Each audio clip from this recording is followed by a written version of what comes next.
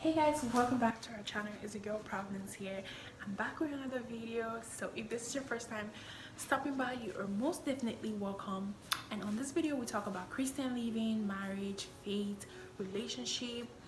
We do challenges and vlog as well. And recently I just started talking about motherhood because I became a mom. So yeah, so that's what we do on this channel. And on today's video I want to come tell you guys a story. So this is a story time video, and it's just really amazing because this story time is just about faith and how faith saved me and helped me. So without further ado, let's get right into this video. Back in 2016, on that fateful day, I was feeling really sick. I was feeling really tired.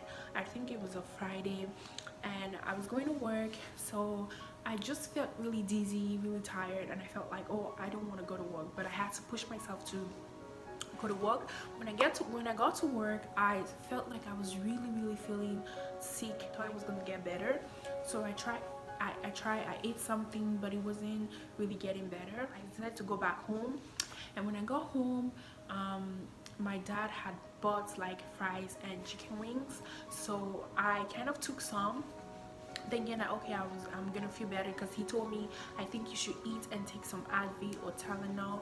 So I was doing that, and when I was eating I threw up. So my dad was like, okay, this is really serious. And then he's like, okay, well, I think you should take some rest or whatever. So when my mom came back, she was like, oh, we have to go to the hospital because you're throwing up and it feels like you're not feeling good and all the stuff. So I decided to go to the hospital.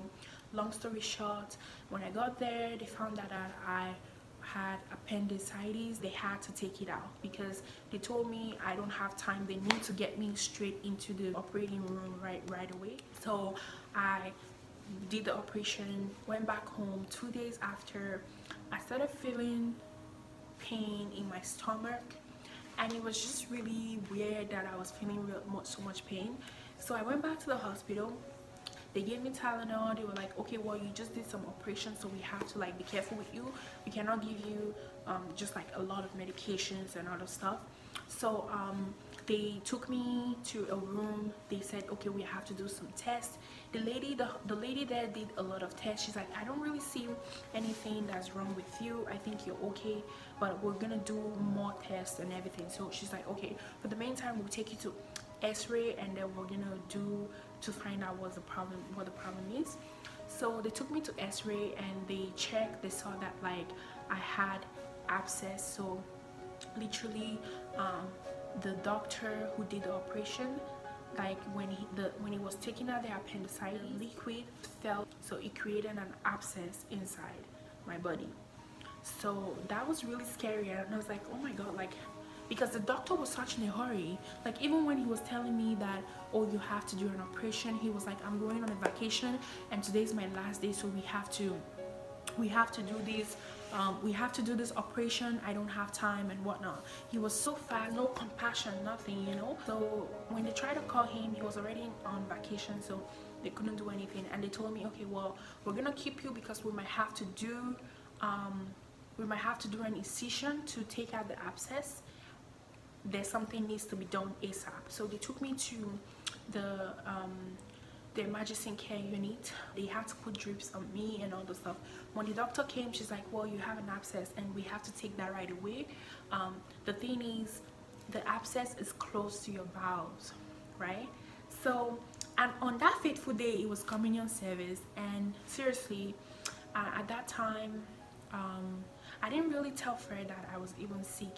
He asked of me because he did not see me in Sunday service, and then he reached out to me and asked me what the problem is, and I said, oh, I did an operation, blah blah blah. I told him the story, and he's so sweet. He brought me communion service, like he brought me the bread and then the drink. He brought it to the hospital for me, and that's so nice. And that was the first day my parents saw Frederick. He brought me food, brought me juice and other stuff to the hospital. So yeah, so that said, they said, okay, we're gonna do that. And I was crying on the phone talking to Fred, and I was like, they said it's very close to my bowels, so if they do that, they can actually it can cause more problems, mess up my bowels or something. It's just, I don't like, it was just weird what they were saying.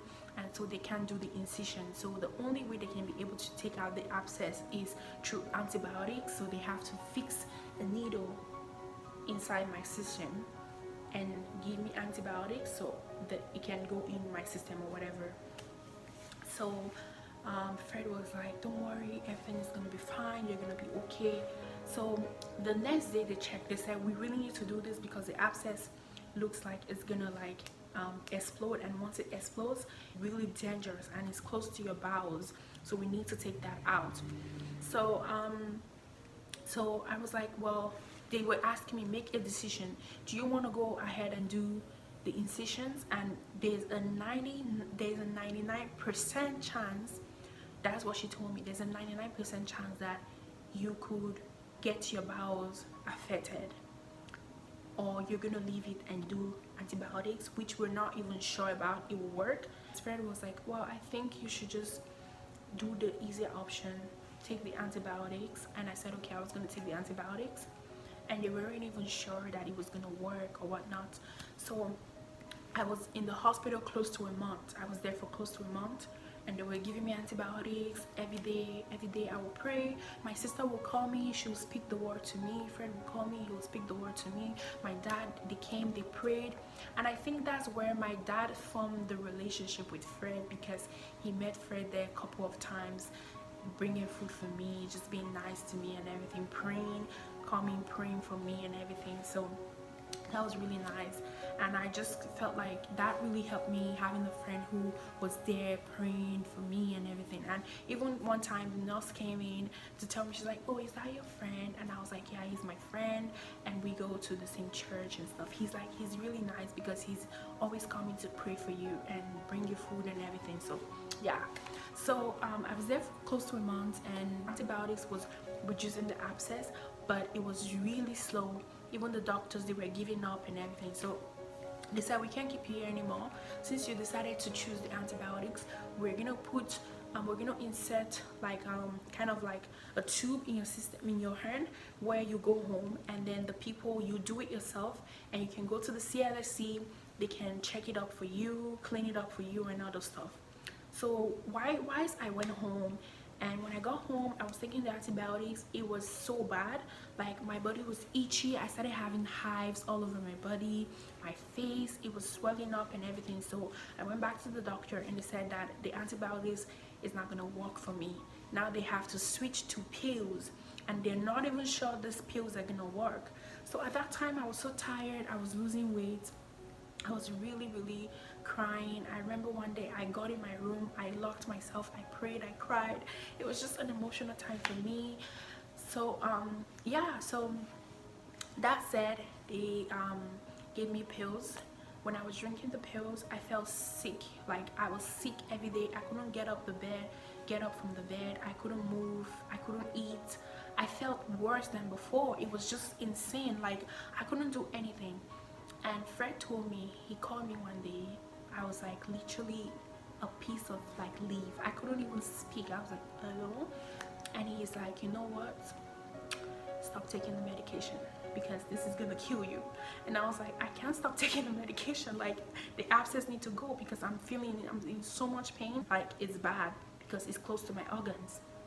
And Fred was like, stop taking the medication. And I was like, he came over to my house, he sat me down, he showed me the word of God and told me that this is what the word of God says. Do you really believe in God?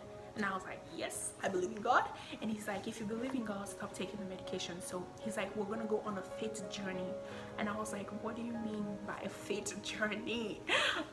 It was just like a scary thing, but he was so confident the way he was telling me. And he's like, we're gonna go on a faith journey, so stop taking the medication. And I said, okay, I believe you, I trust you. I'm gonna stop taking the medication, and I will go on this journey with you. So literally I stopped taking the medication. I felt sick, weaker, could not eat. I was throwing up, coughing, everything. And then I called a friend and I said, my parents don't know I'm not taking this medication. I cannot not take this medication because this medication is vital for me to be well. And he said, no, It's not vital for you to be well.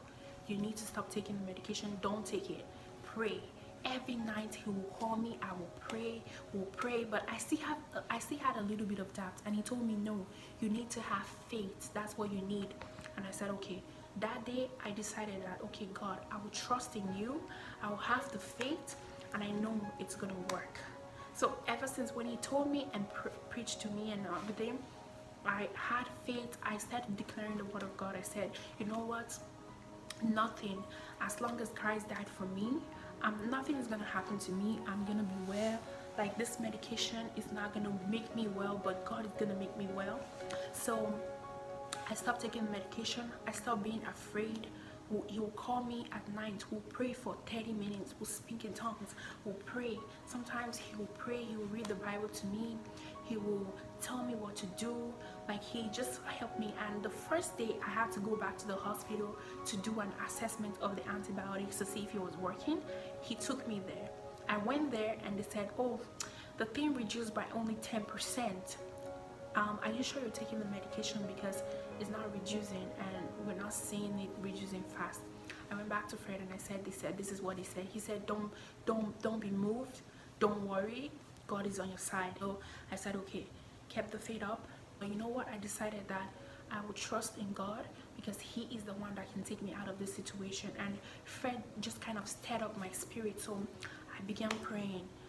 I stopped reading a lot of blogs. I stopped reading a lot of things about abscess in your bowels and all the stuff. I just decided to focus on the word of God and everything. So I would pray, we'll pray together. I went back to the hospital. They said 50%. And I was like, oh, I'm not even taking the medication. My mom would ask me, did you take your medication? My dad would ask me. I would say, yes, I did. And they were like, okay. So I didn't really tell them, because I just felt like, since I'm on a faith journey, I don't need to explain myself to nobody. I just have to be like, I had to like trust God for what he's gonna do for me. And I remember, even I went to church one day, and literally I prayed, I cried, I poured out. I just had this time with God, and it was just so amazing. I felt so good. I said, God, you're the only one who can heal me, you know.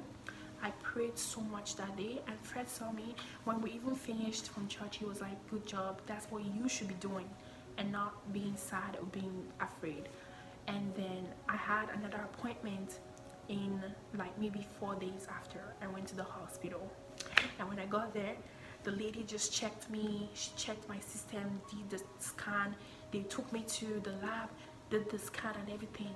When I went back to the doctor, she jumped up. She's like, yes! And I was like, what? She's like, there's nothing there. You're free. There's 0% abscess. Your bowels are good. You're perfect. No more operations, no more incisions, because we were even thinking this is the last checkup. If it doesn't work, we need to think of doing the operation. And I was like, oh my God.